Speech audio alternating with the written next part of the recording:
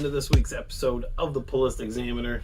I almost didn't make it with my recording this week, but I wanted to make sure with the pull list that I have this week is very big, and I wanted to make sure that I got to hit my top three anyways. My recording equipment is put away, so this is going to be done in one take on my cell phone. We'll see how this turns out.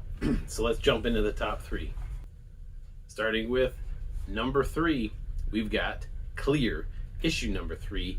We got left with a cliffhanger on issue number 2, and I'm really looking forward to seeing where Scott Snyder takes us in this title that is kind of trippy and fun and really a crazy title where it's set in this not too distant future where people kind of live their lives in a fantasy world that's digitally rendered around them at all times.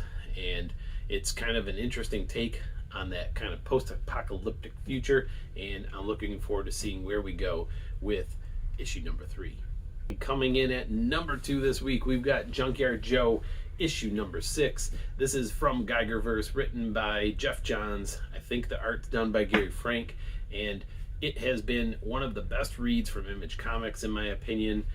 You get some really good character development. You've got this person who was in, I think, the Vietnam War, and a robot shows up and helps his entire crew make it through, or at least him.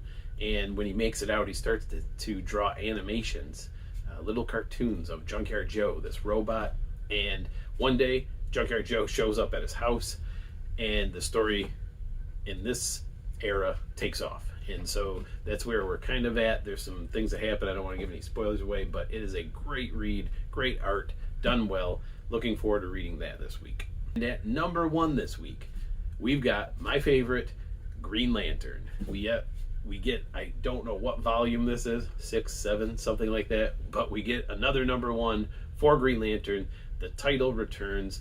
We had that Grant Morrison run where he did 2 seasons, and then we had that other run of Green Lantern that I know Marco Santucci did a lot of the artwork with a couple other people, and it was pretty good and kind of set up some things for not Hal Jordan, but changed the way that John Stewart was really part of the core, and still pulled in some of these new lanterns like Joe Mullins and Teen Lantern.